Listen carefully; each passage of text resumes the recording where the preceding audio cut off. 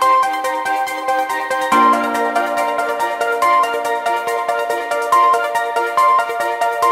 Jungle.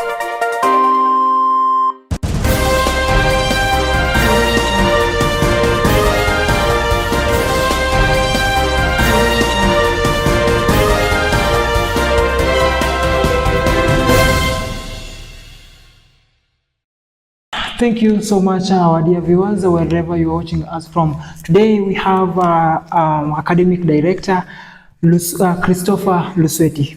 Thank you so much, Mr. CS, for creating time for us. Yeah, thank you so much for hosting me today. Okay, so Mr. CS, we've since you assumed office,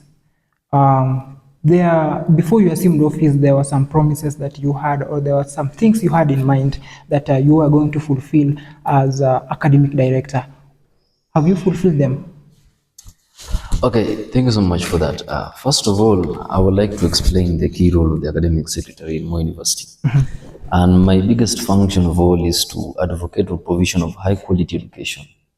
That is through facilities, resources, and services to achieve better learning. Yeah. And in the goal to achieve this provision of high quality learning, there are some certain aspects which have been key components in my service as academic secretary. The first aspect being matters dealing with facilities. The university is currently in a state whereby it needs expansion of some certain facilities. The numbers of students is increasing while the capacity to sustain it, the current capacity of the university is not sufficient. During the 49th Senate, the university made a statement by saying that they are going to do 300 chairs a month. And by this, through this advocacy of the provision, the university took note, and as of now, they are providing chairs for the university. That is for the respective courses that have excessive number of students. Number two, under facilities, there's also been a success whereby we managed to gain some certain public address facilities for classes. We have some lecture halls that accommodate students who are doing common units, whereby you have a maximum of 1,000 students in a class. The LT1 building has managed to have a public address system that is temporarily set up and taken down by the lecturer while they are doing their lectures.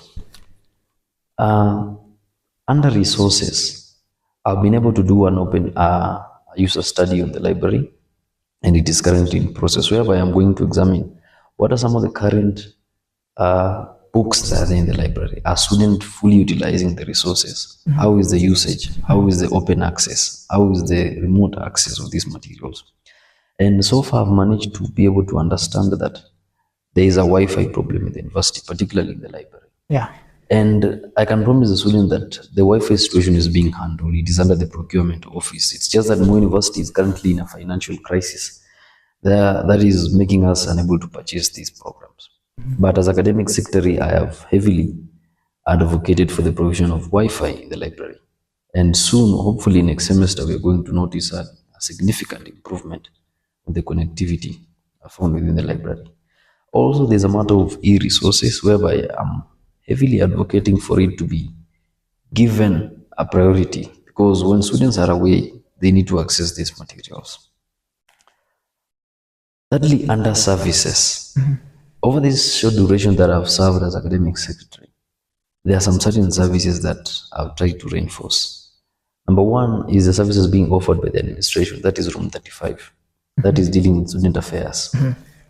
Under student affairs, there are some students there who have challenges in terms of hostel accommodation, in terms of clearance. Mostly the issues affecting the students there are welfare related. And we all understand that without proper welfare, we cannot have proper academics, because we cannot study when we are not okay in terms of welfare. So Room 35 has played a key role in ensuring that student help loans, student scholarships, student household amounts are being taken care properly. Recently, yesterday and today, we are currently having the help officers at the university who are there to help students. They are found at the student center. More students who have health issues, that is, the verification progress is stagnant. Those who also have scholarship issues, banding issues, and those who also have matters dealing with household amounts, they are being assisted there at the student center. Also, I've tried to work on something dealing with Room 44, that is student finance, whereby most of the students were complaining they have exorbitant fee amounts or increased fee amounts. And I have tried to champion for the accountability of these fee statements, these fee structures. What causes this that some fees are adding up to? As of now, I can say it's a technical error because the portal is being reconstructed, and such changes may tamper with the financial recordings of the student. Okay. But per se, I can say it is not entirely the whole school, but some few students were affected.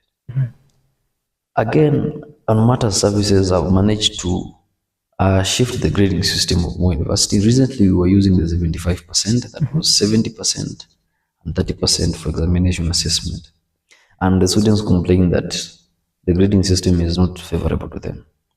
I tabulated the motion to Senate, and last month we were happy that the grading system has changed, and now we are using the 60-40, whereby the assessment will get a 60% for examination and 40% for cut. So when will this be effective? From this semester or next semester? It should be effected from this semester. This semester. This semester. So this semester, students should expect changes in terms of grading. They should expect changes in terms of grading, and not necessarily this semester alone, because all the marks that you have, the previous ones, are going to be converted into this new grading system. And then another thing that I've managed to achieve is the student engagement part, whereby the student voice is being heard in the administration in matters leading to academics. We've seen that numerous times there are some students who were left behind the course registration. Some of them did not familiarize themselves with how they do that process. As the academic secretary, I've tried to plead for the students several times, whereby you see the course has been open, the course registration has been open subsequently, even after the period for paration has elapsed. So the student voice are being heard in the administration, and whatever the issues they bring about, they are being responded on to. I may not necessarily say it's 100% efficiency, but on a scale of 0 to 100, I can give it a 70. The 70% of the student issues are being handled. Why is it not 100? What's missing in this 70%? First of all, some of the aspects that are missing, number one, is the financial aspect. Most of these services which are supposed to be offered by the administration are directly related to funds. We also have the issue of staff members. We have lost a significant number of staff members in the administration, and this is because of the financial crisis the university is facing. We find that there are inadequate personnel to handle student matters, leading to that stagnant state. Because if we have inadequate personnel to address student matters, you'll find that most of them might not achieve 100% efficiency. Thirdly, and I regret to say this, but I think there's a matter of ignorance amongst the students. That 30% amounts to some of the students who are ignorant to some certain policies that the university is making. Change is something that brings about some negative aspects and positive aspects. Change is not necessarily positive, because the university is having a paradigm shift in the way they are doing their pedagogy in academics, whereby we have different learning mechanisms. We have the Musomis there, we have the online tutoring, we have the course registration, which was not a norm that students used to do. Because previously, students used to register courses just soon before doing exams, but now you find the students register courses a month to the examination period. So there are some certain changes which the students are taking it hard to adapt. That is leading to the 30% inefficiency, leading to 70%.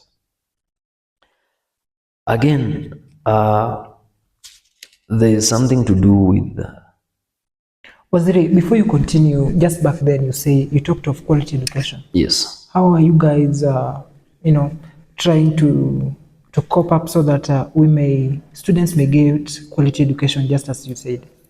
Number one, quality education is something that deals with performance. And having the grading system shift, number one, that is overing quality education. Because if the majority fail, there's no quality education. The first step that we need to ensure quality education is having a favorable grading system of which the students are able to score quality marks. Secondly, what we are doing as a university, we are doing benchmarking with some of the leading universities. I'm in a forum with academic secretaries across Kenya, and we share ideas and we learn. What are some of the ways that University of Nairobi is doing that Moi University is not doing?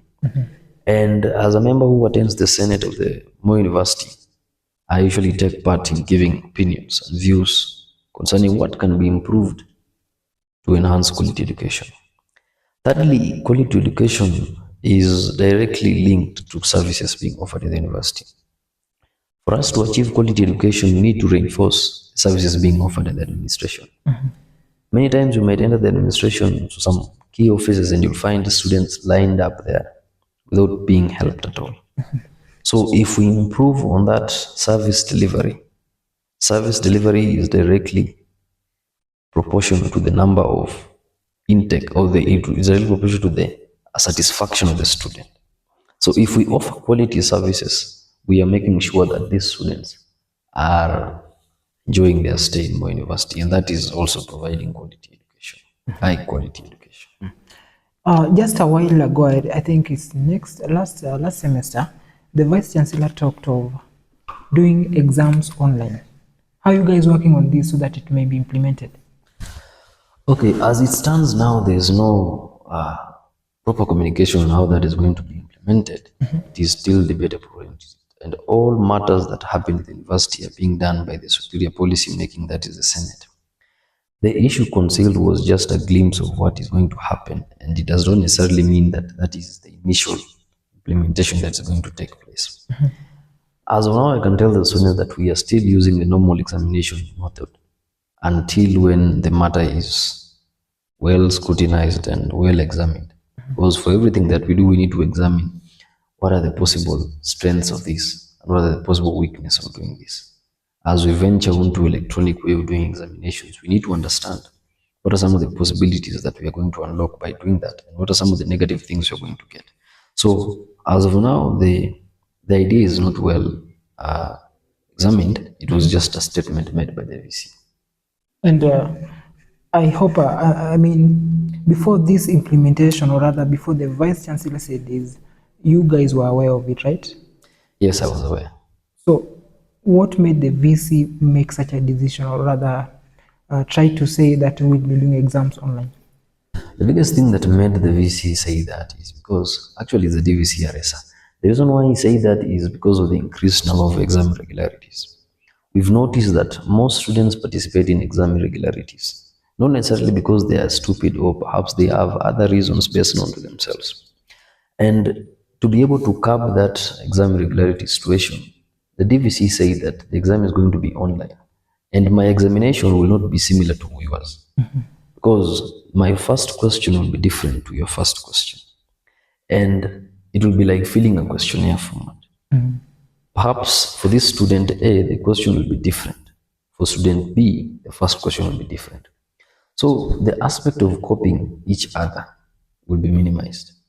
So the rationale for going to that decision was we are moving on to curbing exam irregularities. Because recently we recorded a large number of exam irregularities during the first semester examination, sadly. So it is a measure to curb exam irregularity. Yes. So a while ago, you also talked of help loans of those who have troubles in their scholarship and so on. Currently, we went to the student center and it's filled to capacity. Some are saying they don't have, I mean, being that it is filled, they can't wait till, they are reached. What kind of policy are you guys using to ensure that everyone will be served? The first policy that we are doing is, some few weeks before the help officers came, I did an analysis and I took the student data to room 35. I was with a bunch of students there who had these help issues, and I took their information and I submitted to the help office. So the first policy we are doing is the first come first serve policy. The first students who had initially given out their details are the ones who are being served first. So as a policy to ensure fairness, we are first of all working with the students who had initially submitted their details, and they're the ones who are being helped. Now, for the additional number of students who have joined us, yes, we will serve them, but shortly just after the ones who had submitted the request. So how long will this go on? We are estimating 3 days. This is the 3 days? second day. This is the second day. These health people So come. tomorrow is the last day. Tomorrow is the last day. No, is it tomorrow? Today? I think today is the last day. Today is the last day. So what will happen to those who will not have been served? We are estimating that the number of students who are going to be served, the number of students who are currently having these issues, are the ones who are going to be helped there. Those who might not come there, perhaps they didn't get the information, or maybe they are not aware, because this thing was communicated days ago. So from what we are doing is that we are trying to say the number of students who will be helped are the ones who will directly be there. The students who will be there will not leave that place without being assisted. Those who are there are the only ones who will be helped. Those who are not there, then they may not necessarily get that opportunity. Okay. So this issue of Wi-Fi, you talked of you guys are improving on the quality of Wi-Fi in the library. What of in the hostels? Yes, Wi-Fi is a very important element in the university, in the life of a student. Wi-Fi in the hostels, that is under a different department, that is welfare department. However, I can still mention something, that the Wi-Fi process is under the procurement office in the administration. Procurement is the office that deals with matters of making payments for programs, making payments for purchases that the university is in need of. So the Wi-Fi issue is under the procurement office. Once funds are there, then we'll get the Wi-Fis. So you don't have an estimated timeline? We don't have an estimated timeline because we cannot estimate how soon we can get that money. If we had a proper way of how we're going to get that money, then we could have said in 2 days we're going to install these Wi-Fis in the hostel. But in general, what I can mention about the Wi-Fi matter is that whether it is in the library or in the hostel, it is still under procurement office, and students will be able to get them. Okay. So we are aware that the university have been faced with various challenges. Yes. And just in a few months' time, we'll be admitting the first years. What are the plans? Okay. First of all, I'd like to make us understand that the carrying capacity of the university determines the amount of capitation it receives. If the university is taking an intake of around 15,000 students, then it receives a higher capitation, because the amount of money given is directly proportional to the amount of students you have. Now, the first plan that Moi University is doing to counter its financial crisis is gaining a bigger intake. Recently, we've noticed that universities like Jomo Kenyatta University, University of Nairobi have been receiving a lot of students. And that is why they are financially stable, because they have adequate amount of funds to run their programs, run their services. Moi University, on the other hand, has had a decline in student intake because of some of the factors. We all understand what Moi University is going through. Yeah. And it is not the ultimate choice for a student in high school. Sadly, that has been the problem that has been happening here. But what Moi University is trying to do to redeem itself is, first of all, there's been, and I terribly say this, there's been a retrenchment of some certain workers. We all understand that this university has had some ghost workers who are there and were not necessarily authentic in the way they were doing their things, or rather in the way they gained their office. Now, the university is trying to get rid of that additional load. I am sorry to call it additional load, but the university is trying to peel off, or rather trying to shed off a skin that is hard on it. Secondly, the university is also doing auction, which you've seen recently that they are trying to sell some of the assets that they have. The university has been selling some assets like donkeys, cows, and also the farm of the university is sometimes leased, whereby it generates income. Thirdly, as I mentioned, the university again is trying to work on additional programs that can be able to attract students. Recently, when I was in the academic committee, we were trying to discuss what are some of the programs. I noticed there are some additional programs that the university will be offering. For instance, I noticed that medicine is a course that is offered by, I don't know, 3 universities in Kenya. Or I don't know, nursing. Between medicine or nursing, there's a course that is specifically offered. I think it is dentistry. Dentistry is offered by, I think, 2 universities in Kenya, Moi University and another universities. I'm not so sure. I don't need to quote it, but it's a very special course. So the university is trying to offer unique courses so that they can attract students. That is also a way that they can be able to get something, because we discovered that the university was now not generating its own, was now not receiving capitation from the government, but it was called upon to generate its own income. And the only way that Moi University can generate sufficient income is, first of all, having an adequate carrying capacity.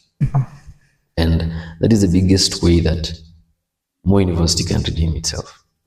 Also, and I think this is also a key point, the university can also focus on financial strategies. That is proper financial management, proper investment, or rather putting their assets into proper use. We saw some squandering of funds, mismanagement of funds by the former vice chancellor, whereby he did some squandering of funds and that he was taken to for legal procedures. And what I can say is that this new management is giving us a new hope that they are going to take care of the funds of the university. Yeah. So, in the recent past, there have been outcry among students in the issue of missing marks. Are you guys working to resolve this, that it will be totally eradicated? The first thing that we are working upon is there is this ideology that the DVC brought about by doing online examination. Immediately once you finish doing your exams, your marks are given. Like the Musomi thing, you usually finish the cut and you get the results immediately. Now, it was also, should I call it, it was a test that he was trying to do by creating a mode of examination that does not take so much time to get results. I think apart from also handling examination irregularities, it was also a key component of reducing the matters of missing marks. Because the sooner you just finish your exam, you get your marks instantly. And it will be able to be uploaded on your portal.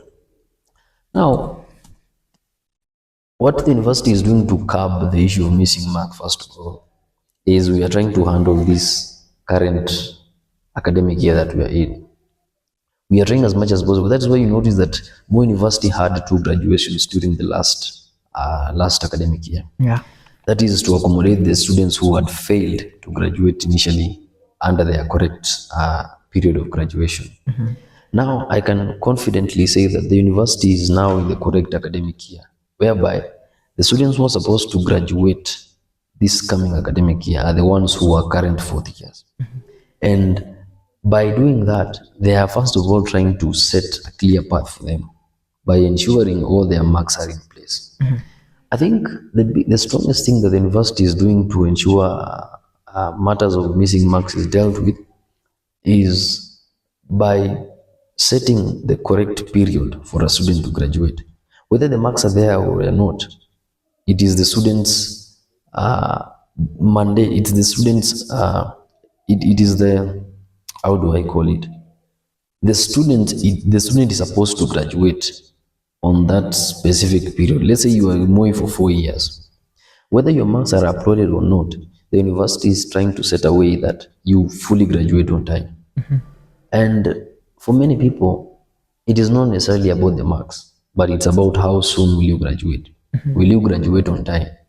So what the university is doing, it is not focusing on your marks. It is focusing on, are you graduating on the correct time that you were supposed to graduate? And by focusing on that aspect of graduation, we are meeting all these necessary factors that amount to that graduation.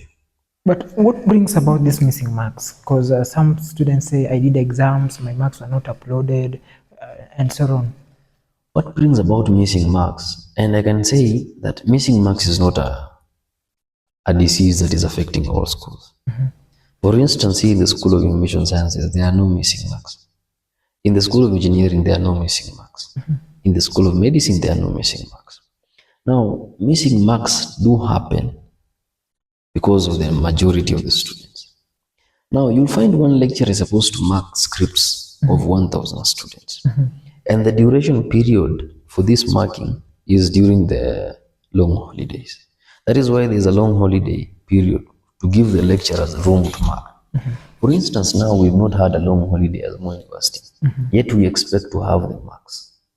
Now you find missing mark happens because this lecturer is tasked to mark a lot of scripts under a short duration of time. So you'll find in that hurry, in that confusion, in that process to achieve that timeline. Over the first years that we are waiting for in the coming semester. Yes. What can you tell them? One thing I can tell the first years who are joining us is Moi University is the best place for you to be. Because if I'm currently here, then why wouldn't you not be here? Why shouldn't you not be here? And Moi University has produced one of the best people, one of the most prominent people, one of the best people in the society of Kenya today. And most alumni, the alumni society of Moi University is one of the robust ones. So it is also a privilege that you be part of us. Secondly, I would like to give an assurance to the students who are supposed to join Moi University that Moi University has taken a paradigm shift in the academic procedures, in the mode of teaching, and the mode of management. As of now, we have the new management of Moi University, starting from the Vice Chancellor and all other various departments. Let us give them time to solve our problems. Issues cannot be solved by a flick of a finger. It takes time to solve a problem. Malaria is usually gotten by a day, but it's treated in a week. You cannot expect that a disease that was just gotten shortly to be cured in the same manner. Therefore, there are a lot of things that are happening in Moi University. We have new academic programs that have been introduced. We have identified our mistakes as a university, and we are working on them. With the students who are still here, I think we should best try to sell the name of the university and attract more students. Because if we want to see Moi University get it doomed, if we want to see the doom of Moi University, let us not get the adequate number of students we want. And then now that's when you'll see how terrible. Okay, so as I was saying, to the students who are intending to join Moi University, is the best institution in Africa and in Kenya. And challenges are there, but the best way to handle challenges is to solve them. And Moi University is solving the challenges that we have. You are our clients, and as the clients of Moi University, we are the biggest stakeholders.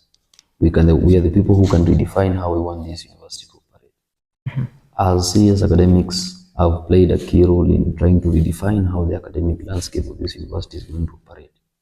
And as the one in charge of academics, I would like to welcome you people to this university because the reforms that I'm bringing are the reforms that you people are supposed to benefit from. So having said all that, I would like to say thank you for this. Thank you so much, CS, for having time for us. We have come to the end of our interview, and thank you for keeping in touch.